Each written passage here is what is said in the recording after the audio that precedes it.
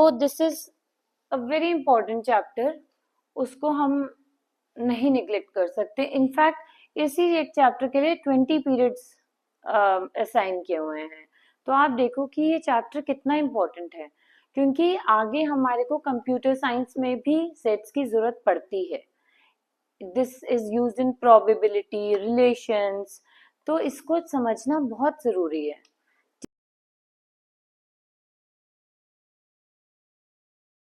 ठीक है, अब एक ऐसे ही मैं आपको रैंडम क्वेश्चन देती हूँ। Okay, write the set of all real numbers that cannot be expressed as quotient of two integers। अब सबसे पहले लाइन वाइज चलते हैं। जब बचपन में हमने प्रॉब्लम्स हम सॉल्व करने शुरू किए थे, तो मम्मी ने, मैम ने क्या बताया था, मोर होगा तो ऐड हो जाएगा, लेस होगा टेक अवे होगा तो सब्ट्रैक्ट हो जाएगा। तो हमारा क्या होता था, वो मोर वर्ड को ढूंढ रहे होते थे हम, कहीं पे लेस वर्ड तो नहीं है, कहीं पे मोर वर्ड तो नहीं है कि फटाफट से पता चल जाए। हाउएवर द अप्रोच इज, जो आपको पहले दिया है ना उसको जॉट डाउन करो। Okay, right the set of all real numbers, यानी कि हमें x वो लिखना है जो बिलोंग करता है रियल नंबर को।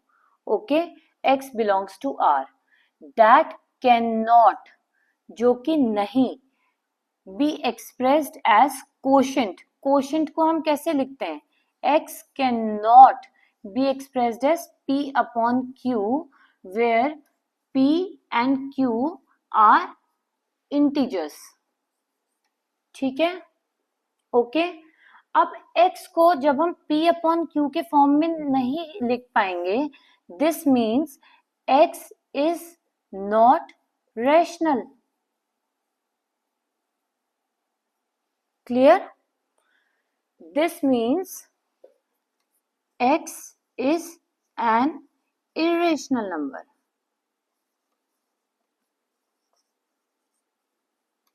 ठीक है, this again यहां पर क्या आ जाता है, x does not belong to q. Okay, तो अब हमारा यहाँ पर जो सेट बिल्डर फॉर्म है वो क्या बन जाएगा, कि जो हमारा ये सेट S है ये क्या बन जाएगा, x is such that x एक तो हमारा रियल नंबर को बिलोंग करता है, property number 1, and x does not belong to rational number. ठीक है, और x is an irrational number. Okay, so this will be the solution. Question इतना बड़ा था, एक लाइन में आ गया, समझना पड़ेगा। ठीक है, अगेन आई टेल यू, लिखने से कुछ नहीं होने वाला है, जब तक समझ में नहीं आएगा 4 बार समझो, 5 बार समझो, उसको समझना पड़ेगा। ओके,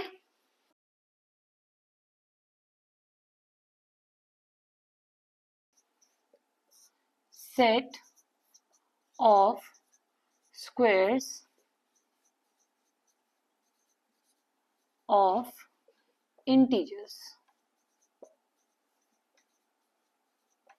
ठीक है, integers again dot dot dot dot dot dot से शुरू करते हैं। -3 का क्या बोला हुआ है, स्क्वायर, -2 का स्क्वायर, -1 का स्क्वायर, 0 का स्क्वायर, 0 ही होता है, 1 का स्क्वायर, 2 का square, dot dot dot dot and so on. ठीक है, अब इसका आंसर क्या आ जाता है, 9, इसका आ जाता है 4, इसका 1 0 1 4, आगे वाले भी अब ले लेते हैं अगर, तो ऐसे आ जाता है। ठीक है, ठीक है, ये आ जाता है। भैया कर्ली ब्रेसेस लगाने मत भूलना, नहीं तो मैम कहेंगी कर्ली ब्रेसेस के हाफ मार्क्स काट लिए बेटा मैंने। ठीक है, ये नहीं होना चाहिए।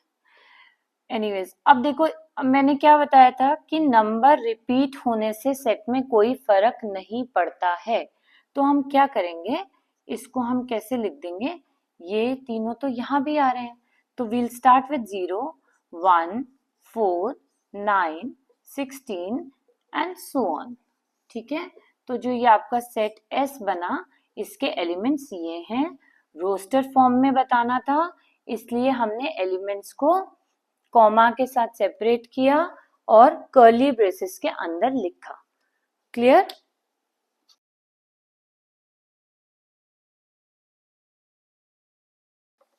क्वेश्चंस मैं इसलिए करा रही हूँ ताकि थोड़ा सा आपकी प्रैक्टिस हो जाए कि इसको एग्जैक्टली करना कैसे है। ठीक है, अब हमें एक ये दिया हुआ है, सेट दिया हुआ है P, इसका जो एलिमेंट x दिया हुआ है that is x belongs to n natural number such that x square is less than 36। इस क्वेश्चन को तो मुझे पता है आप लोग कर लोगे, इतने इंटेलिजेंट तो हो, है ना, और इतना पढ़ा भी दिया है तो आई एम श्योर कि माइंड में कुछ ना कुछ तो आ गया होगा। ठीक है, अब हम सबसे पहले तो लिख लेते हैं कि x belongs to n, but यहाँ पर क्या है, x स्क्वायर लेस देन 36, तो स्क्वायर किसका होता है, 36 6 का होता है, तो x की वैल्यू क्या आ सकती है, 1 2 3 4 5 6, क्रॉस चेक कर लेते हैं, 1 4 9 16 25 36, ये क्या है, प्रॉपर्टी ऑफ x जो हमको दे रखी है वो है, और ये क्या है, x है। ठीक है, नाउ माय डियर स्टूडेंट्स, मेरे प्यारे दोस्तों, आपको प्रॉपर्टी ऑफ x की वैल्यू नहीं लिखनी है। क्लियर? आपको किसकी वैल्यू लिखनी है, x की, क्योंकि आपसे x पूछा गया है, प्रॉपर्टी ऑफ x नहीं पूछा गया है। ठीक है, तो हमारे पास P जो रोस्टर फॉर्म में आ जाएगा वो क्या आ जाएगा, 1 2 3 4 एंड 5। हमें यहीं पे इसको होल्ड करना पड़ेगा बिकॉज इक्वल टू नहीं है, this is less than 36। Okay, clear? Clear? Easy, super easy, no rocket science. ठीक है,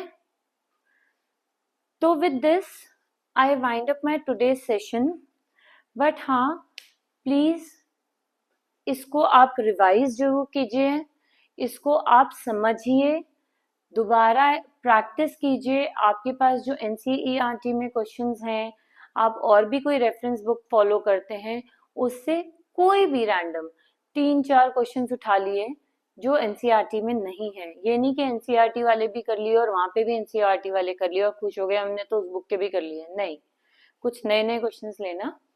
ठीक है, कोई प्रॉब्लम हो please DM me and go through all the previous lectures जो इस सेट से रिलेटेड हैं, ताकि मैं कल एक बार इसका क्विक रिकैप कर सकूं और हमें फटाफट से समझ आ जाए कि हमने अभी तक क्या पढ़ा है, क्योंकि आगे अब हम इसका सबसेट्स पढ़ेंगे। ओके, और भी स्पेशलाइज सेट्स होते हैं, सबसेट्स होते हैं, सुपर सेट्स होते हैं, यूनिवर्सल सेट्स होते हैं, then we have Venn diagrams. तो अभी बहुत बाकी है, पिक्चर अभी बाकी है मेरे दोस्त, यहीं पे खत्म नहीं होता है। तो इसको आप रिवाइज कीजिए, प्रैक्टिस कीजिए एंड पढ़ते रहिए। Have a good day, thank you.